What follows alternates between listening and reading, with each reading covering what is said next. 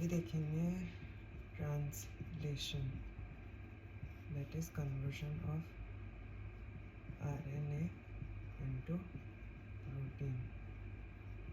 इसकी होती है 5 step AIETP: activation, initiation, elongation, termination and post-translational modification। First step होता है एक्टिवेशन। उसमें भी 2 स्टेप्स होते हैं, एक तो एक्टिवेशन और दूसरा चार्जिंग। ठीक है, तो अभी क्या होगा, हम क्या करेंगे, जो अमीनो एसिड है उसको हम एक्टिवेट करने के लिए हम उसमें ATP डालेंगे एंड ये रिएक्शन को कैटलाइज करेगा अमीनो एसाइल tRNA सिंथेस। ठीक है, उससे क्या हो जाएगा, एंजाइम AMP अमीनो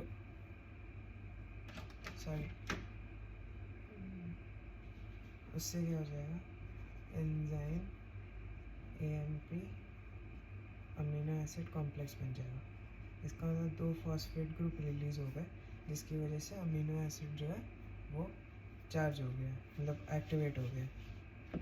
अभी जो एक्टिवेटेड अमीनो एसिड है उसको tRNA पे लगाना पड़ेगा। तो हम जब tRNA पे लगाएंगे तो tRNA CCA-OH अमीनो एसिड बनेगा। दैट इज़ जो tRNA है उसका CCA टर्मिनल पे एक्टिवेटेड अमीनो एसिड अटैच हो चुका है। This is activation. एक्टिवेशन के बाद आता है इनिशिएशन। ठीक है, इनिशिएशन में 3 सब स्टेप है, रिकॉग्निशन, mRNA बाइंडिंग और ATS राइबोसोमल कॉम्प्लेक्स फॉर्मेशन। ठीक है, तो रिकॉग्निशन में रिकॉग्नाइज क्या करेंगे, स्टार्ट कोडॉन को। स्टार्ट कोडॉन क्या होता है, AUG, but it isn't any AUG। हमारा जिसे पोस्ट ट्रांसक्रिप्शनल मॉडिफिकेशन के बाद यहाँ पे 5 प्राइम पे कैपिंग हो जाती है और यहाँ पे पॉली A टेल हो जाता है 3 प्राइम एंड में। तो ये जो mRNA है इसमें एक यहाँ पे शाइन, डालगार्नो और कोजैक फॉर प्रोकैरियोट एंड यूकैरियोट। तो ये वाला जो सीक्वेंस है, इस सीक्वेंस के बाद जो फर्स्ट AUG होगा that's the start codon. The जो राइबोसोम है अपने, जैसे प्रोकैरियोट में 2 राइबोसोम है, एक 40S, यूकैरियोट में 40S और 60S है, प्रोकैरियोट में 50S और 30S है। तो ये दोनों स्मॉल सेगमेंट है, ये दोनों लार्ज सेगमेंट है। तो जो स्मॉल सेगमेंट ऑफ राइबोसोम है इसको यहाँ पे बाइंड करने के लिए AUG चाहिए, और वो फर्स्ट AUG आफ्टर शाइन, डालगार्नो और कोजैक सीक्वेंस होता है। तो यहाँ पे 40S आके बाइंड कर जाएगा। So this is called recognition of start site. जो AUG है अभी क्या होगा, with help of initiation factors tRNA यहाँ पे आके बाइंड कर लेगा एंड इट विल रीड, इसको रीड करेगा। तो फिर ये क्या हो जाएगा,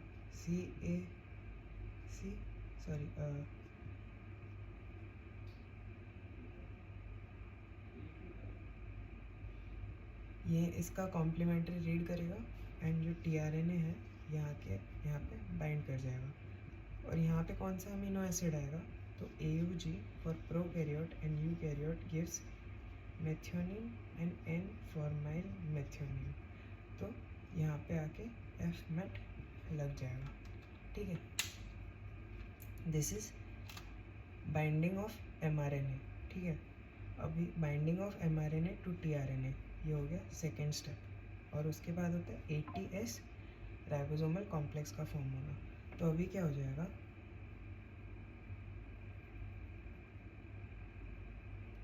GTP will break into GDP and phosphates.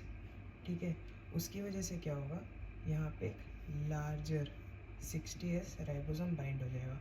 इसको 80S राइबोसोमल कॉम्प्लेक्स बोलते हैं। तो this is the third step of initiation. पहले क्या हुआ था, 40S राइबोसोमल कॉम्प्लेक्स है, फिर mRNA जब बाइंड कर गया इसको हम 43S राइबोसोमल कॉम्प्लेक्स बोलते हैं। उसके बाद जब 60S भी बाइंड हो गया इसको हम 80S और फाइनल इनिशिएशन कॉम्प्लेक्स बोलते हैं।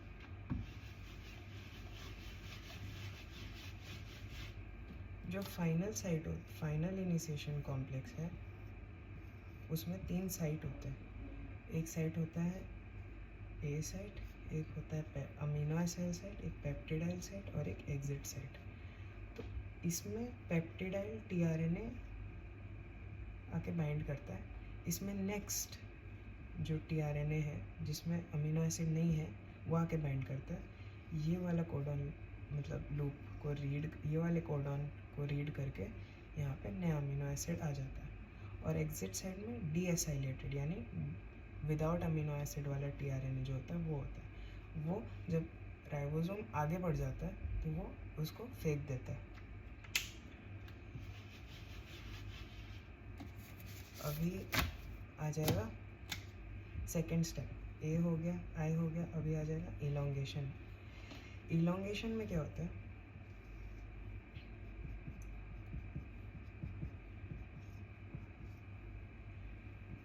यहाँ पे क्या है, ये पी साइट है, ये ई साइट है, ठीक है। तो अभी क्या होगा, इसमें एक अमीनो एसिड है, ठीक है, अमीनो एसिड है इसमें। तो अभी ये यहाँ पे जो भी लिखा होगा इसको रीड करके नया वाला टीआरएनए आएगा और वो नया अमीनो एसिड को लेके आएगा। अभी नया अमीनो एसिड का जो NH टर्मिनल है और इसका जो CO टर्मिनल है उन दोनों के बीच में बन जाएगा बॉन्ड, ठीक है, पेप्टाइड बॉन्ड। और पेप्टाइड बॉन्ड को कौन बनाएगा, पेप्टिडाइल ट्रांसफरेज एंजाइम इस रिएक्शन को कैटेलाइज करेगा। ये होने के बाद क्या होगा, जो राइबोसोम है जो ऐसे करके था वो ऐसे हो जाएगा, आगे चले जाएगा, इधर से इधर चले जाएगा। तो पहले जो ये ई साइड था अभी ये ई साइड हो जाएगा और इसको निकाल दिया जाएगा और ये पी साइड हो जाएगा और इसके आगे वाला जो है ये ए साइड होगा। इसमें अभी नया वाला आएगा थर्ड अमीनो एसिड, इसके CO से इसका NH फिर बाइंड करेगा and so on and so fourth move करते रहेगा। अभी टीआरएनए फॉर UAA और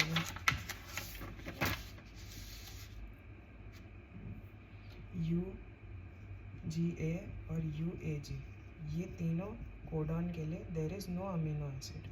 तो जब ए साइट में इन तीनों में से कुछ आ जाता है तब इसके पास कोई अमीनो एसिड है नहीं, तो that is code for termination of translation. तो फिर अभी क्या होगा, ये जो बड़ा वाला और छोटा वाला राइबोसोम है ये दोनों डिसोसिएट कर देंगे, mRNA अलग हो जाएगा और जो पॉलीपेप्टाइड चेन है, प्रोटीन जो बना है वो भी अपना अलग हो जाएगा। इसके बाद लास्ट वाला जो स्टेप है पोस्ट ट्रांसलेशनल मॉडिफिकेशन, उसमें क्या होता है, पोस्ट ट्रांसलेशनल मॉडिफिकेशन में क्या होता है, एक होता है पॉलीपेप्टाइड्स जो होते हैं, जो अमीनो मतलब प्रोटीन ही है, पॉलीपेप्टाइड्स होते हैं, इनका क्लीवेज होता है, पार्शियल प्रोटियोलाइसिस। पॉलीपेप्टाइड्स का पार्शियल प्रोटियोलाइसिस होता है, जैसे कि conversion of pro insulin into insulin, ये हो गया partial proteolysis of polypeptides. Partial proteolysis of pre proteins भी होता है जो प्रोटीन सिग्नल टारगेटिंग में हेल्प करता है, और एक प्रो प्रोटीन होता है उसका पार्शियल प्रोटियोलाइसिस में क्या होता है, ट्रिप्सिनोजन ट्रिप्सिन में कन्वर्ट होता है। उसके बाद क्या होता है, जो क्लॉटिंग फैक्टर्स हैं 2, 7, 9 और 10, ये अभी this is not polypeptide, this is amino acid modification, ठीक है। अमीनो एसिड मॉडिफिकेशन में जो क्लॉटिंग फैक्टर्स है 2, 7, 9 और 10, इनका जो ग्लूटामिक एसिड वाला रेसिड्यूज होता है उनका गामा कार्बोक्सिलेशन होता है, ठीक है, उनका गामा कार्बोक्सिलेशन होता है that happens with the help of vitamin K, ये एक एग्जांपल है। और hydroxylation of proline and lysine into hydroxyproline and hydroxylysine by vitamin C for collagen synthesis, ये एग्जाम्पल हो जाता है। फिर आ जाता है हमारा एसिटाइलेशन, मिथाइलेशन, ठीक है, of lysine residues on histone proteins, जो कि क्रोमाटिन का